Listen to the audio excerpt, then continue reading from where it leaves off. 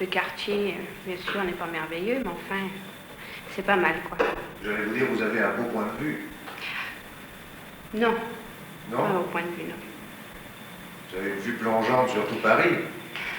Vous trouvez? Moi, je ne trouve pas. Je trouve qu'on voit les usines, c'est tout.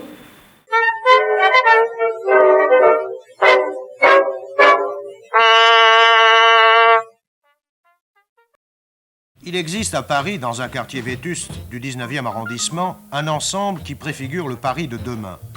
C'est la tour de la rue de Flandre. 80 mètres de haut, 30 niveaux, 112 mètres de façade pour un poids total de 24 000 tonnes, soit 3 fois celui de la tour Eiffel.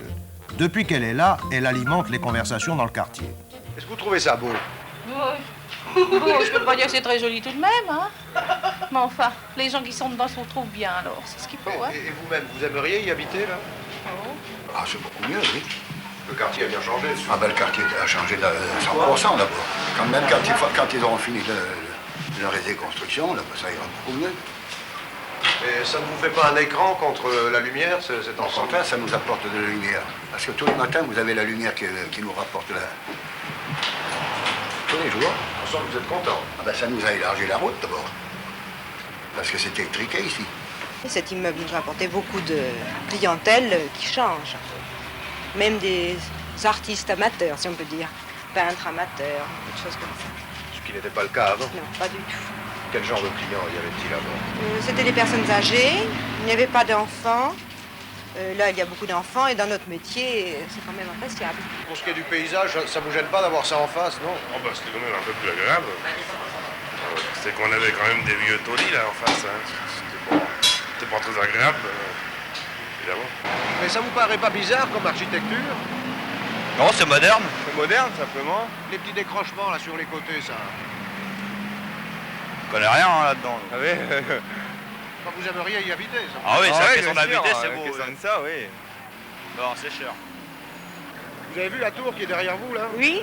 Est-ce que ça vous plaît? Oh, ça me plaît bien, oui. Oui. C'est joli? C'est joli, oui.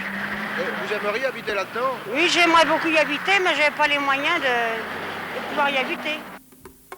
Deux bâtiments, l'un de 10 étages, l'autre de 3 étages, flanquent la tour. Et ce sont au total 376 logements neufs qui ont été édifiés par la société que préside M. Cahen d'Anvers sur l'emplacement même de quelques vieilles masures. En fait, nous n'avons obtenu les autorisations nécessaires pour cette construction que parce que, en effet, l'ensemble de ce quartier où nous nous trouvions est extrêmement vétuste et extrêmement insalubre, il faut le dire. Nous avons donc permis le relogement de pas mal de centaines de familles dans des maisons, des appartements modernes avec tout le confort. J'espère que le reste du quartier poussera dans ce sens. Et il y a déjà pas mal de constructions qui semblent devoir se faire autour de nous. Les premiers locataires de la Tour de Flandre ont commencé à emménager il y a quelques semaines. Ce sont donc les impressions toutes fraîches de quelques-uns d'entre eux que nous avons recueillies lors de notre visite. Point de vue confort, ça va très bien. Très bien. Lorsqu'on rentre, forcément, il n'y a rien dedans, mais il y a la chaleur, il y a le chauffage, vraiment bon. Du point de vue insonorisation, vous êtes satisfait? Sonorisation aussi, je suis musicien, je fais de la musique, personne n'a rien dit encore. Vous n'aimeriez pas habiter au 27e étage? Non, je trouve que c'est un peu... J'ai regardé depuis le 27e, je trouve que ça fait un peu vraiment. On a le vertige? On a le vertige. Surtout quand on passe sur les balcons, ça fait une drôle d'impression. De tout ce que j'avais cherché dans Paris, c'est ce que j'ai trouvé le mieux, pour un prix que je suis maintenant obligé de considérer comme raisonnable. Et ouais, ils ont leurs défauts, ils ont les défauts de, je crois, tous les appartements collectifs, c'est-à-dire qu'on n'est absolument pas complètement isolé. Ça, c'est le premier défaut. J'entends, à mon avis, j'entends un petit peu trop mes voisins. Dans la tour, le loyer moyen pour un 4 pièces est légèrement inférieur à 800 francs mensuels, charges et chauffage compris. Les appartements les plus recherchés sont ceux dont la pièce de séjour est pourvue de ce que les architectes appellent un décrochement, si vous préférez une avancée en angle destinée à capter davantage encore de lumière. Et maintenant, si vous le voulez, nous allons plonger dans les entrailles du colosse. Car, comme vous pouvez le supposer, une énorme machinerie a dû être mise en place pour les besoins des services communs.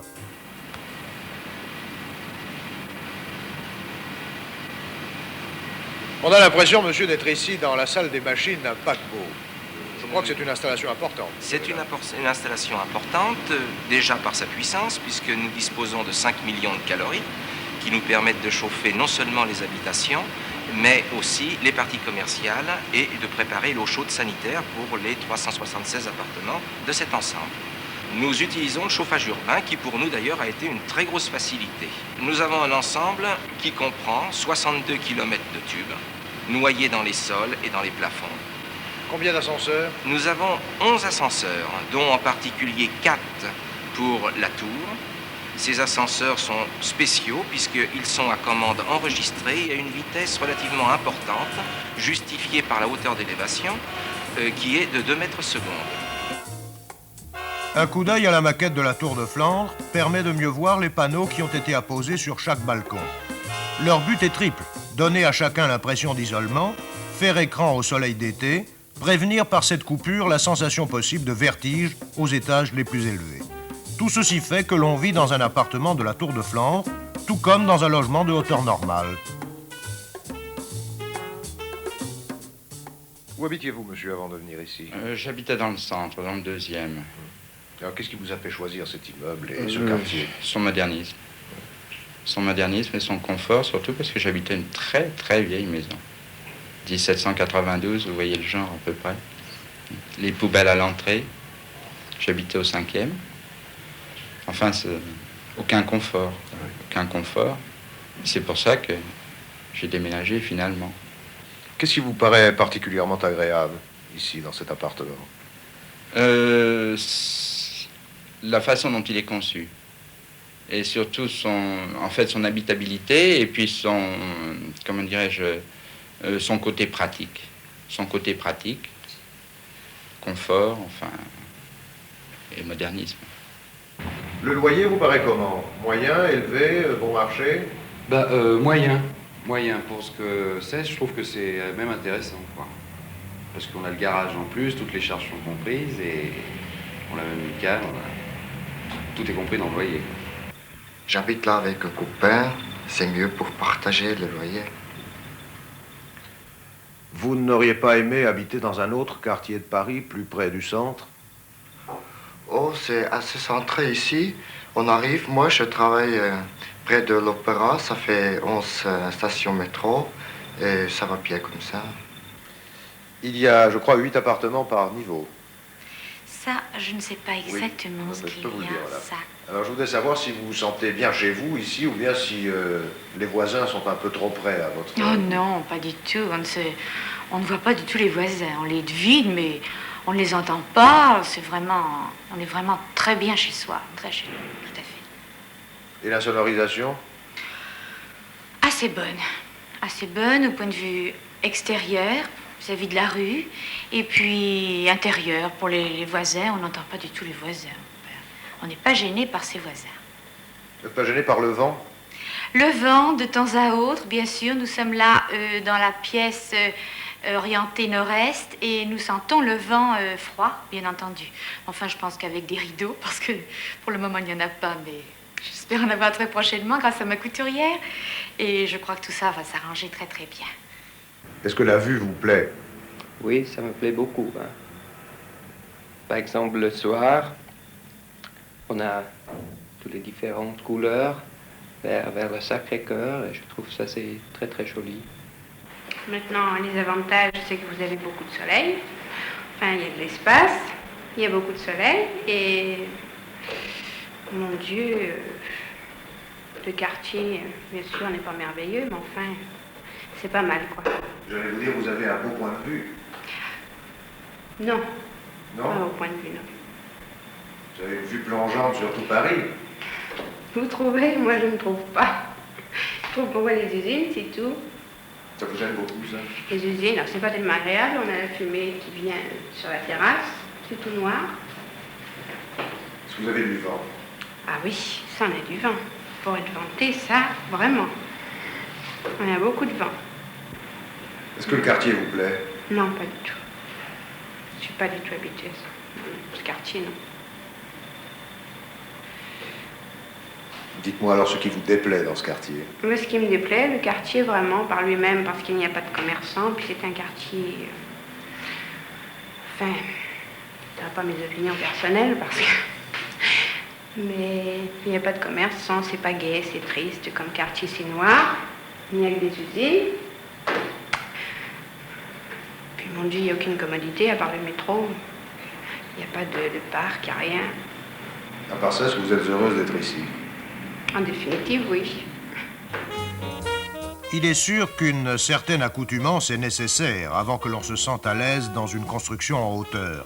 C'est pourquoi nous avons demandé à un médecin spécialisé de nous dire si les avantages de ce type d'habitat l'emportaient habituellement sur les inconvénients. On y gagne du soleil, on y gagne du bon air, on y gagne de la lumière, au lieu d'habiter un second ou un premier étage dans une rue très étroite ou sur une cour extrêmement sombre. Et on y a infiniment moins de poussière. Quant au problème du bruit, il est extrêmement débattu. Il est évident qu'on a beaucoup de bruit encore aux étages vers le 6e ou vers le 7e, mais à mesure qu'on s'élève, le bruit diminue, du moins le bruit de la rue. La question du bruit des voisins du dessus ou du dessous, des voisins d'à côté, dépend totalement de la qualité de la sonorisation, qui est un problème technique. Donc, la seule question qu'on ne puisse absolument pas discuter, c'est celle du vertige. Il y a des gens qui sont sujets au vertige et qui sont absolument intolérants à l'altitude, quoi qu'on puisse remarquer que le champ de vision extrêmement élargi qu'offrent ces tours diminue un petit peu cette sensation de vertige. La tour de la rue de Flandre n'est qu'une étape sur le chemin des constructions en hauteur. Déjà, dans un autre quartier de Paris, rue Erard, le même architecte, M. Anger, est en train de réaliser un projet peut-être moins ambitieux, puisque les tours ne dépasseront pas 20 niveaux, mais mieux adaptés aux conditions d'habitat. Chaque locataire disposera d'un véritable jardin clos et d'une exposition totale à la lumière. Demain, ces tours formeront une ville. Le projet est déjà prêt.